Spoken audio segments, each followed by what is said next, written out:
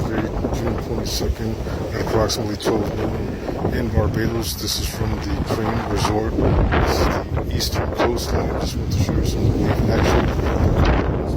About 20 kilometers per hour. A little bit later today, they expect to get to 70 miles per hour, perhaps 80. And while we're at it, just want to show you some of the sargassum on the beach. There are other beaches on this island that have sargassum that's 10 times worse. It's really bad.